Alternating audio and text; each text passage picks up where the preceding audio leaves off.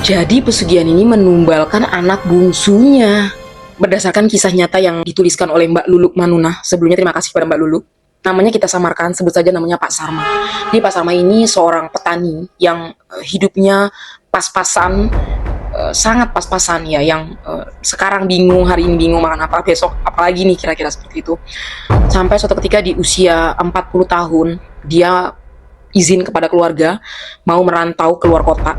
Alasannya ingin bekerja di pabrik kain milik pengusaha Tionghoa. Akhirnya keluarga mengizinkan karena demi perbaikan ekonomi keluarga tentunya. Selama Pak Sarma pergi keluar kota, istrinya yang melanjutkan pertanian tersebut. Sampai suatu ketika 3 tahun kemudian, Pak Sarma kembali lagi ke kampungnya, ke desanya dengan membawa kesuksesan.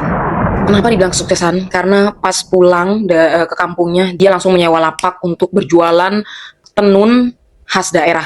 Dan bisnisnya itu berkembang dengan pesat, dengan lancar, ya kan, banyak pembeli, banyak peminatnya, ramai tanpa harus bersusah-susah payah berjualan, tapi otomatis langsung ramai penjualannya, langsung meningkat. Tapi bersama dengan itu, anak bungsunya meninggal secara tiba-tiba karena kecelakaan. Awalnya warga kasihan ya sama keluarga Pak Sarma tentunya, karena di satu sisi keluarganya lagi bahagia mendapatkan perbaikan kehidupan, peningkatan ekonomi, tapi di sisi lain dia harus mendapatkan musibah, anak bungsunya yang pastinya sangat disayangi ini harus meninggal. Tapi ya mau dikata apa, memang udah musibah. Awalnya warga pikir seperti itu. Tapi yang anehnya, Pak Sarma ini tidak menunjukkan raut kesedihan. Apalagi ini anak bungsu, sama sekali tidak kelihatan sedih. Seakan-akan ya udah tahu atau memang udah ikhlas gitu ya. Warga sempat bingung juga, maksudnya dalam pengertian kok tidak ada kesedihan sama sekali seperti itu. Tapi waktu berjalan terus, akhirnya kehidupan normal, terus berkembang pesat penjualannya. Akhirnya Pak Sarma melakukan ekspansi, ya kan, beliau membuka toko lain, apa segala macam, terus berkembang pesat, ya kan. Jadi akhirnya si Pak Sarma ini yang tadinya seorang petani, akhirnya sekarang terkenal menjadi pengusaha tenun.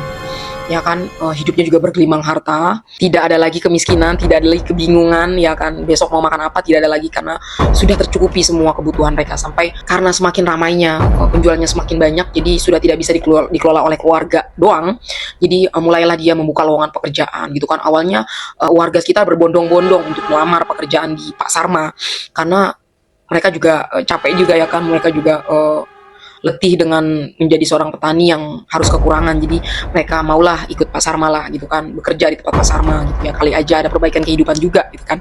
Beberapa orang direkrut oleh Pak Sarma gitu kan, ada berbagai macam posisi. Tapi yang anehnya, setiap tahun ini ada aja karyawannya yang meninggal dunia dengan berbagai macam sebab. Ada yang karena kecelakaan kerja, ada yang tiba-tiba meninggal mendadak tanpa ada penyakit apapun, dari rumah sehat tapi tiba-tiba di tempat kerja meninggal. Ada yang pokoknya bermacam-macam alasan. Itu setiap tahun ada aja yang meninggal.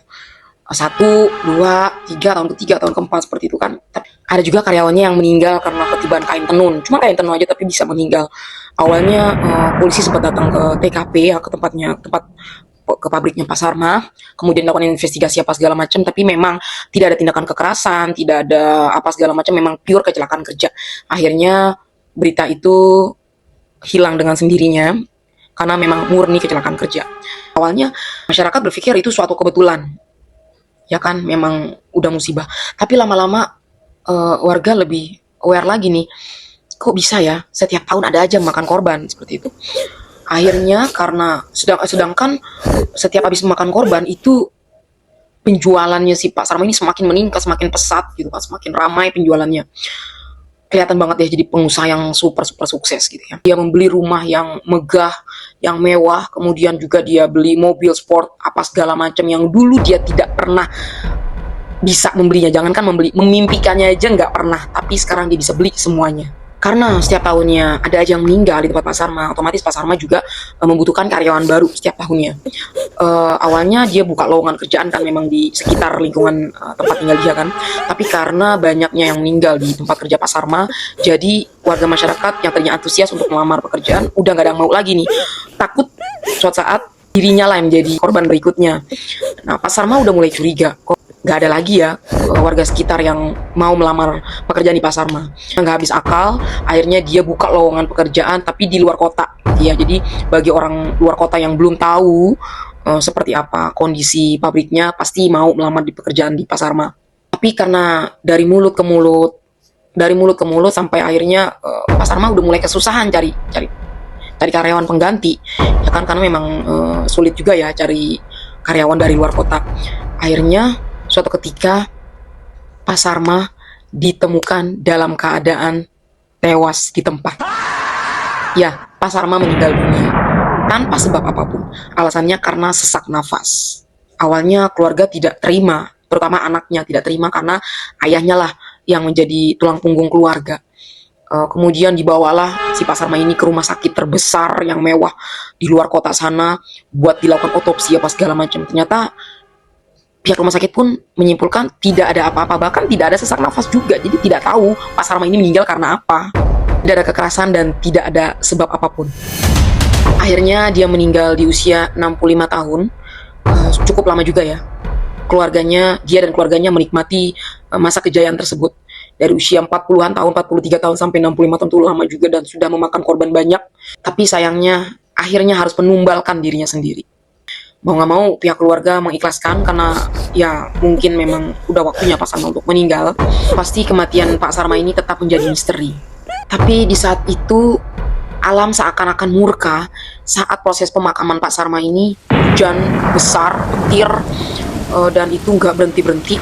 Akhirnya mau tidak mau mayit ini harus dikuburkan di tengah badai, angin, hujan yang deras, harus segera dikuburkan.